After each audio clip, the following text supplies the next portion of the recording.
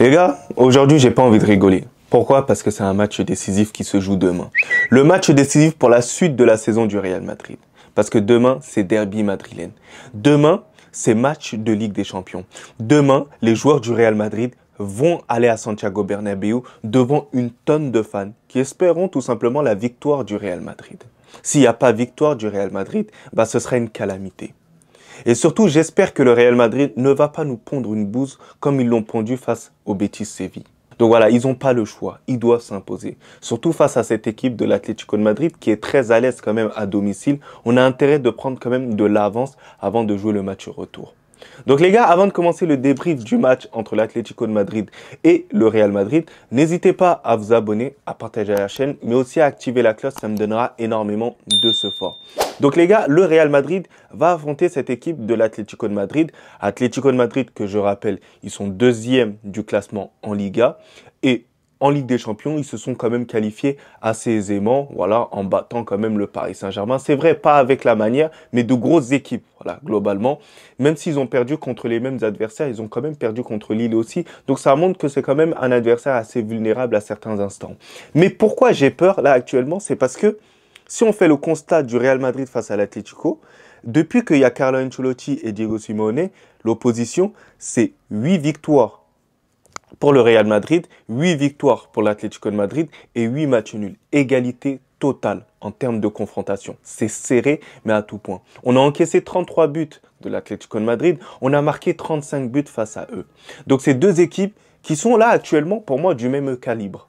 Mais même si je mets petit avantage des fois avec l'Atlético de Madrid, parce que nous, c'est vrai que du côté du Real Madrid, c'est vrai que par des individualités, on peut clairement faire la différence. Mais bon, là, actuellement, l'Atlético de Madrid, deuxième du classement, l'Atlético de Madrid qualifié directement pour la Ligue des Champions, ils ont plus d'avantages que nous, sachant que nous, de notre côté, on est troisième du classement actuel en Liga et on n'a pas réussi à se qualifier directement pour la suite de la compétition. Donc c'est à nous quand même de prouver et à de les faire valser tout simplement pour passer pour la suite de la compétition. Donc du côté de l'Atlético de Madrid, les joueurs dont j'ai peur réellement, moi, c'est des joueurs comme Julián Alvarez. Julián Alvarez, faut noter que sur les 3 derniers matchs, il a réussi à inscrire pas mal de buts. Si je me trompe pas, il est à 4 buts sur les 3 derniers matchs. C'est quand même impressionnant. Il commence à prendre du galon. Et on sait très bien que le mois de février, il est hyper décisif pour déterminer la suite. Et ensuite, on a un joueur comme Antoine Griezmann qui a d'ailleurs une bonne relation avec Julián Alvarez, mais il arrive à bien temporiser le jeu. Voilà, c'est le thermomètre un peu de l'Atlético de Madrid. Et la force que dégage cette équipe-là, c'est qu'elle ne prend pas énormément de buts. Si je me trompe pas, c'est la meilleure défense du championnat de Liga. C'est bétonné derrière. Et la difficulté que le Real Madrid a, c'est quand même de faire tourner la balle et de déstabiliser des blocs bas. Et c'est ça que j'ai peur. Mais heureusement quand même qu'il y a la présence de Jude Bellingham et on en parlera bien plus tard. Donc c'est dans ce sens-là que l'Atlético de Madrid me fait quand même peur. Voilà, sur cet aspect de rigidité derrière. Et nous, sur notre manque de mouvement quand même au milieu de terrain, de déstabilisation, par moments, c'est des individualités seules qui peuvent faire la différence. Donc c'est cet aspect-là.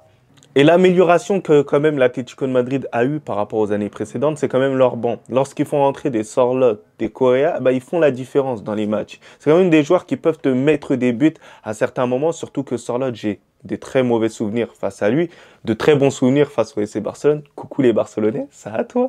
Après, du côté du Real Madrid, il y a pas mal d'interrogations dans ma tête, et surtout individuelles.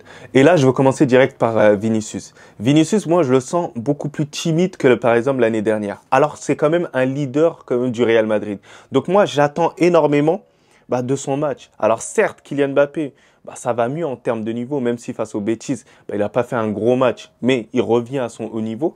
C'est quand même Vinicius qui doit montrer que quand même, c'est un patron du Real Madrid et tout ce qu'il a fait ces dernières années au Real Madrid, c'est pas en vain. C'est pas parce qu'il y a une star qui est arrivée que lui, il doit se reposer sur ses lauriers.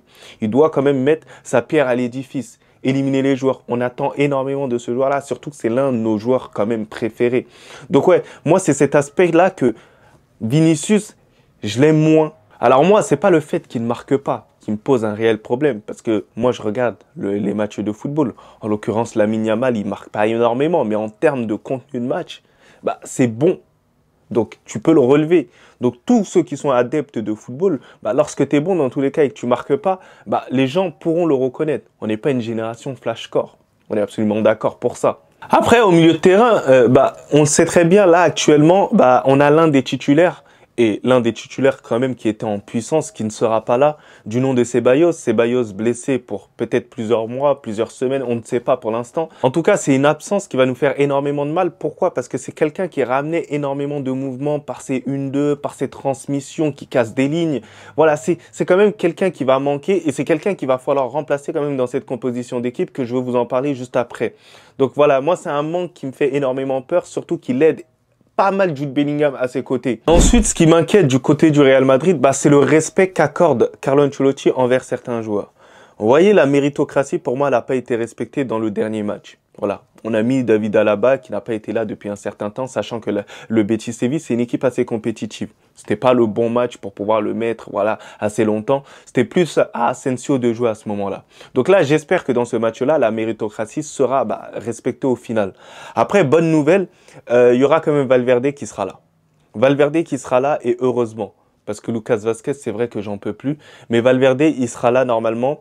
Peut-être pas à 100%, mais je préfère un Valverde à 70% qu'un Lucas Vazquez à 120%. Valverde, c'est quand même le poumon quand même du Real Madrid. Il va réussir à insuffler cette sécurité défensive et cet apport offensif qu'il peut amener à chaque fois et apporter ce surnom-là.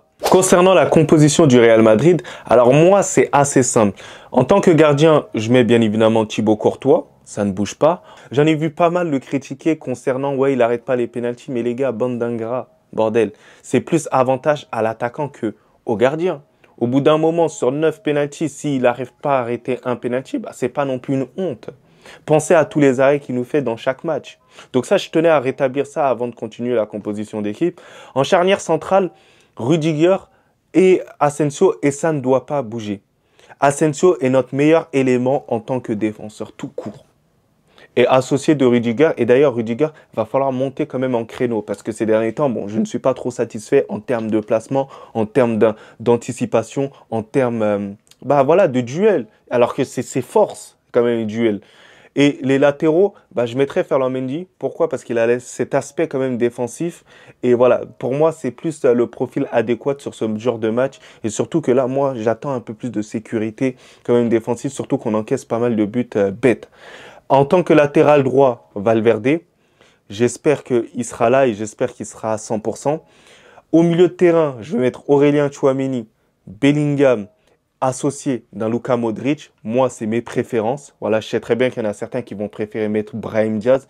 Mais Brahim Diaz, bon, j'étais un peu dans l'incertitude sur le dernier match. Il m'a pas satisfait. Et moi, j'attends plus, voilà, cet aspect certitude. Et quand même un joueur qui, lorsqu'il est titulaire, fait des bons matchs. C'est ça la base. Et l'attaque, ça changera pas. Hein. Ce sera Vinicius, Mbappé et Rodrigo. Et j'espère que du côté de Rodrigo, il sera présent tout le match. Il va réussir à s'imposer, faire les différences. Si Vinicius n'est pas en forme, prendre le jeu un peu à son compte. Que Mbappé arrive à se mettre au diapason, à partir derrière quand même la défense. S'il peut pas partir en profondeur, j'espère qu'il décrochera pour apporter le surnom quand même au milieu de terrain. C'est quand même nécessaire, c'est quand même important. Dans tous les cas, pour ce match-là, le but, ce sera de ne pas encaisser de but et de s'imposer, de faire une chose qu'on n'a pas réussi à faire cette année. Voilà, s'imposer aussi contre un gros. Ça permettra de rassurer vraiment tous les fans du Real Madrid. Et j'espère que les paroles qu'a eu Kylian Mbappé, au final, être prêt au mois de février, ça va être le cas là. On attend là. Et ensuite, au niveau des pronostics, parce que j'ai eu souvent raison au niveau des pronostics, surtout les rencontres du Real Madrid face à Manchester City, j'ai eu 2 fois raison sur les 2 confrontations. Donc moi, personnellement, je verrais un score de 2-2. 2-2 sur le match aller, moi, c'est mon avis par rapport à ce que je vois du Real Madrid et ce que je vois de l'Atlético de Madrid. Donc voilà, c'est pas un score que j'espère, mais c'est un score que je pense dans la tête. Donc voilà, moi, je pense qu'il y aura un 2-2 sur ce match-là. Donc dites-moi un peu vos pronostics en commentaire. Mais sinon, en vrai, ça va toi? Moi, en tout cas, on bien, alhamdoulilah.